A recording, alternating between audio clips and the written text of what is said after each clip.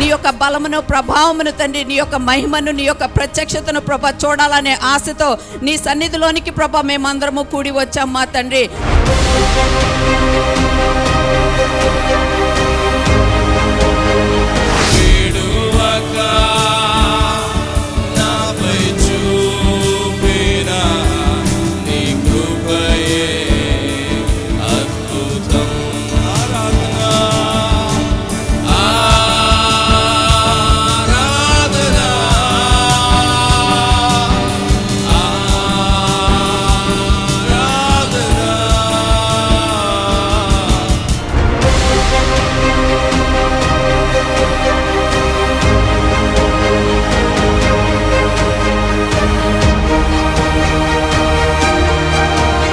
పరిస్థితి ఈరోజు ఏమి లేని పరిస్థితి అవ్వచ్చు, కదలకుండా అయిపోవచ్చేమో.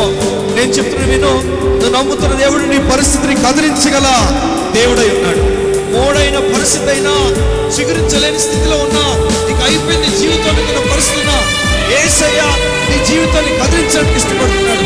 మోడైపోయిన నీ పరిస్థితిని మరలా దేవుడు చిగురింపజేయగల దేవుడు. ఇది నా పరిశుద్ధ గ్రంథం, రెండంచుల ఖడ్గం, అపరంజి కంటే అమూల్యమైనది, విస్తారమైన. నా బలానికి మూలం నా పంట కాదు, నా బలానికి మూలం అంజూరపు చెట్లు కాదు, నా బలానికి మూలం బంగారం కాదు, నా బలానికి మూలం వెండి కాదు, నా బలానికి మూలం నా ఉద్యోగం కాదు, నా బలానికి మూలం నా ఒక వ్యాపారం కాదు, నా బలానికి మూలం ఏ ఆస్తి కాదు, ఏ అంతస్తు కాదు. నా బలానికి మూలం ఎవరు? యెహోవాయే.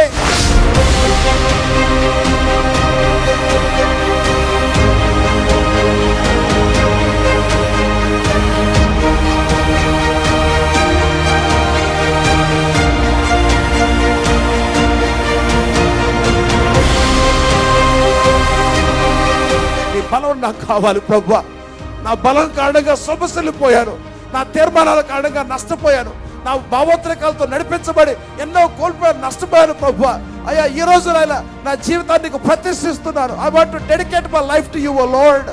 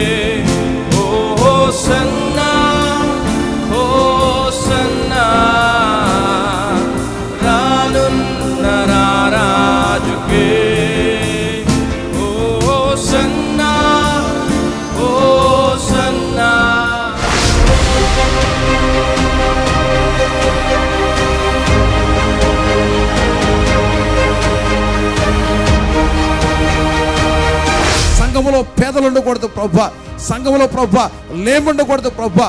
సమృద్ధి సంఘములోనికి విడుదల చేయమని ప్రార్థన చేస్తున్నాము అయ్యా. మంచి ఆయుష్, ఆరోగ్యం దయచేయమని ప్రార్థన చేస్తూ యేసు పరిశుద్ధ నామాన్ని అడిగి ప్రార్థన చేస్తున్నాము తండ్రి.